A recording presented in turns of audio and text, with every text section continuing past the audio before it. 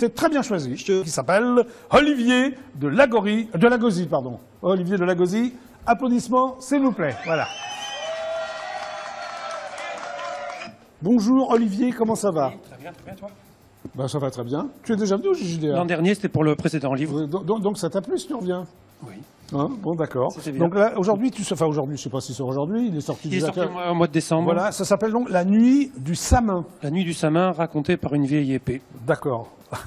Alors tu es aussi, alors on va parler du livre, mais alors je t'en avais déjà parlé, mais j'ai envie d'en reparler quand même, Oui. parce que je ne sais pas les mêmes téléspectateurs qui regardent le JJDA, tu es ostéopathe. Je suis ostéopathe. Ce qui n'a rien à voir avec la littérature. Non. Alors, qu'est-ce qui s'est passé?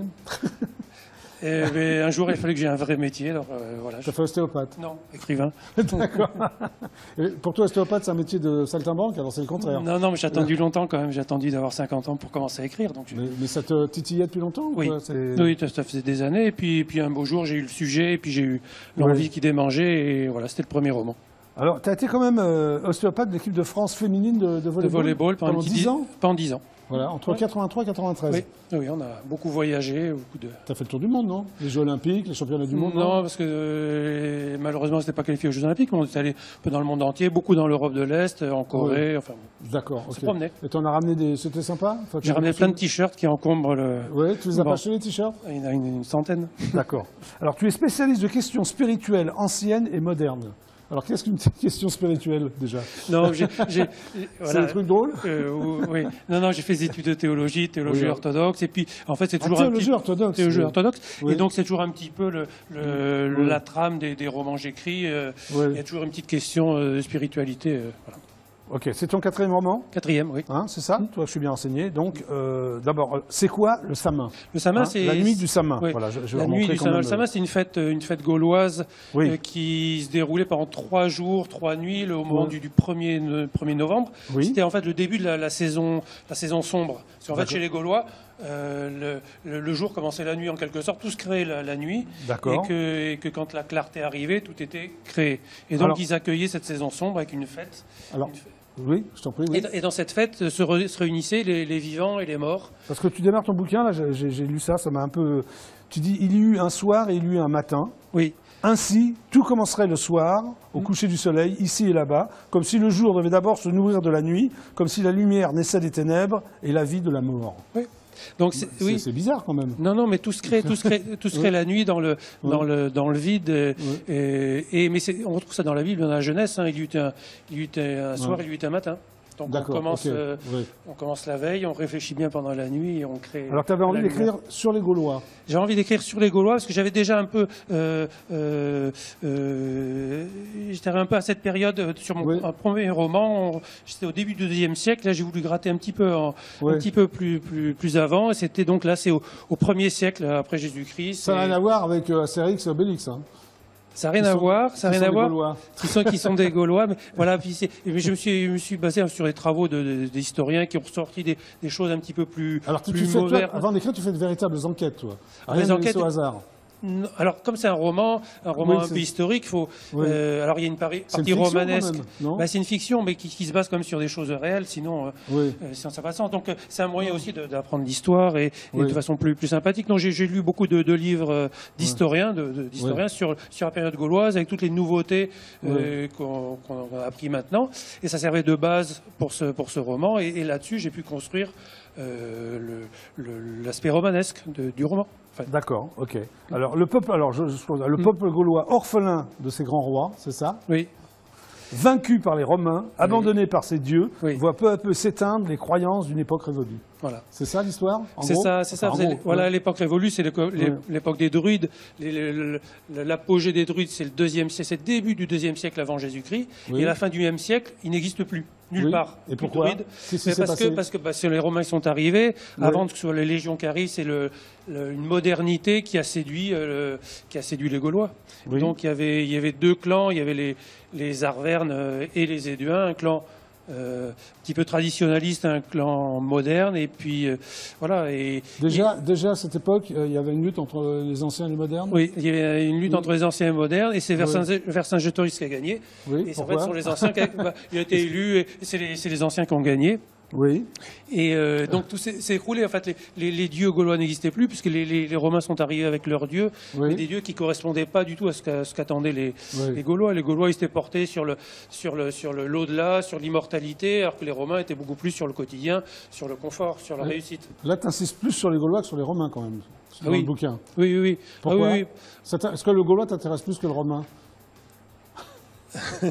Mais non, parce que je voulais faire le lien, entre les Gaulois, les druides, et puis les tout premiers chrétiens qui arrivent en Gaule. D'accord, ok. Et qui, en fait, on a chanté, on a passé l'épisode romain qui n'apportait rien sur le plan de la spiritualité. Ok. Alors, tu parles d'un homme-dieu qui s'appelle Christos. Christos, vous avez entendu parler? Non. On l'appelle Christos. Christos, c'est le Christ, c'est Jésus. Mais... Ah, bah alors d'accord, ça j'en ai entendu parler du Christ. Je ne savais pas qu'il s'appelait Christos. Bah, Christos, c'est une façon de l'appeler un peu grecque à l'époque. Mais c'est toi qui l'appelais comme ça ou il s'appelait comme ça? Non, il s'appelait comme ça aussi. C'est son surnom? En quelque sorte. Non, c'est ton vrai nom en fait? Bah, les Grecs l'appelaient comme ça, donc c'était une façon de l'appeler. Mais à l'époque, tout n'était pas compartimenté, c'était encore fragile et voilà, Christos. Christos, voilà. Mais j'ai appelé Christos parce qu'on l'a appelé Christos, mais je voulais pas que c'est pas un roman religieux. La religion, le christianisme n'existe pas encore à cette époque-là. Donc c'est les prémices, c'est le printemps de quelque chose. C'est les prémices du christianisme. Voilà. Comment tu développes le christianisme alors? C'est un Gaulois, c'est un jeune Gaulois qui est parti des montagnes d'Arverne, qui est devenu marin. Oui. Et puis qui a rencontré, qui a eu vent d'une belle histoire dans les ports. C'est les ports, dans les marins dans les ports, ils se racontent des histoires. Et puis il a vendu l'histoire. Voilà, oui.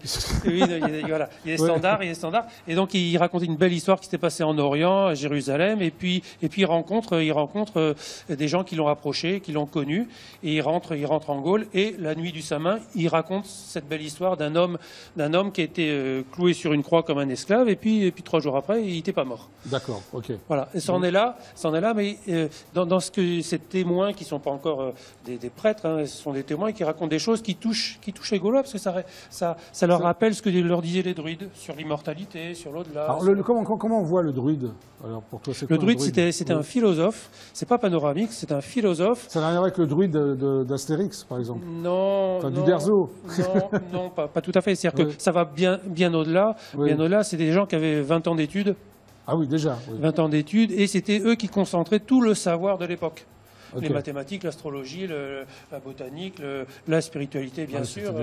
Voilà. Ils sont très cultivés. C'était les plus cultivés, et ce sont eux qui ont bâti une civilisation. Et en fait, ils faisaient partie de la société gauloise, et ils ont construit la société gauloise. Et dès que la société gauloise en fait, a eu un désir de modernité, ils ont disparu. Ils ont disparu, ok.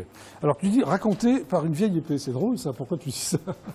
Pourquoi ce livre est raconté? C'est toi la vieille épée, non? Non, je ne sais pas peut-être. Mais non, pour 2 raisons. D'abord, c'est un clin d'œil à Jean-Yves Leloup qui m'a fait cette... Qui est Jean-Yves Leloup? Jean-Yves Leloup, c'est quelqu'un que j'ai rencontré il y a 20 ans, et c'est un auteur, c'est un philosophe, c'est un théologien, et très très charismatique, et il est un peu en marge du christianisme, c'est-à-dire que c'est un passeur, il fait. D'accord. Et voilà. Et je l'ai rencontré, j'avais lu ses livres, et je lui ai demandé cette préface qu'il a eu la gentillesse de m'écrire, et qui m'a touché profondément. Et j'avais lu un de ses bouquins qui s'appelait La vie de Jésus racontée par un arbre.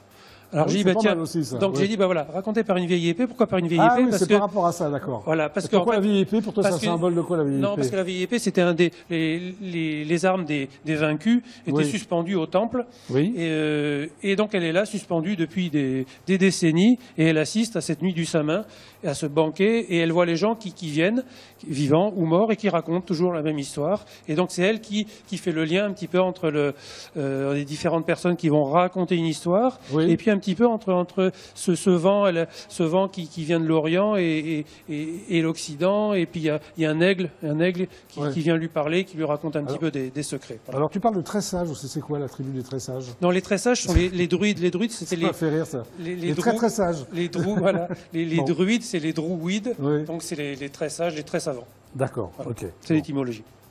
Ok. Alors, l'héritier des derniers chefs, Averne, aura-t-il le courage de brandir l'épée sacrée de Vercingétorix pour un ultime combat? C'est la question que tu poses? Oui, c'est le conflit toujours entre la tradition et la modernité. Tu donnes la réponse dans le bouquin? Oui, à la fin. Oui, à la fin, oui, mais on ne l'a dit pas, oui. Voilà. Alors, donc c'est l'héritier des chefs et il connaît où est cachée l'épée de Vercingétorix, qui était le symbole un petit peu de la puissance du peuple gaulois, une épée merveilleuse. Et il se pose la question, mais il connaît parfaitement cette nouvelle histoire là qui vient d'Orient, cette histoire de Christos, et en même temps il se sent dépositaire de la tradition gauloise. Et qu'est-ce qu'il doit faire? Est-ce qu'il va lever l'épée une dernière fois pour que le peuple gaulois se révolte? Ne dis rien, parce qu'ils ne vont pas acheter ton livre, sinon. Non, mais est-ce qu'il va? Oui, d'accord. Ou est-ce qu'il va accepter cette belle histoire? Voilà. Ok. Alors, une autre question. Le souffle venu d'Orient va-t-il raviver les braises cachées sous la cendre et incendier la Gaule? Voilà, c'est une question remarquable, ça. C'est beau. C'est beau, hein. C'est beau. Alors, d'après toi? Eh ben, on attend. Le vent, il est venu, et puis on attend qu'il. Je pense que les braises, elles sont toujours là. Il faudrait qu'on les remue un petit peu encore. Ok. Bon. En tout cas, c'est passionnant. C'est bien. Oui. Merci. Et je ne sais pas si on peut dire que c'est un roman pour toi. C'est un roman. Non, c'est un roman. C'est pas. Alors on parle. Il y a les choses vraies quand même de face. Oui, bien sûr. Oui. C'est dans un cadre romanesque. Effectivement, c'est vrai. Et c'est une introduction à l'histoire, mais dans un cadre très très romanesque. Oui. Ok. Oui, donc ça s'appelle La Nuit du Samin. Voilà. Et puis c'est en vente libre. C'est en vente libre. Et on sera au Salon du Livre cette année à Paris. Donc oui, c'est quand le Salon du Livre? C'est le 17 au 20 mars, Porte de Versailles. Donc c'est bientôt alors. Venez, on y sera. Bah oui, tu vas dédicacer tes nombreux ouvrages. Mes quatre romans. C'est ton quatrième, le cinquième est en gestation. Et j'en ai deux en tête, mais ça sera pas uniquement. Oui. J'ai commencé un peu, mais ce ne sera pas pour 2016, je vais faire une pause. Tu feras une pause, ok. Ouais. Bah, tu reviens nous voir. Oui, avec plaisir. Bah, merci Olivier. C'est bien, merci. Ouais. À bientôt. Au revoir. Au revoir. Salut.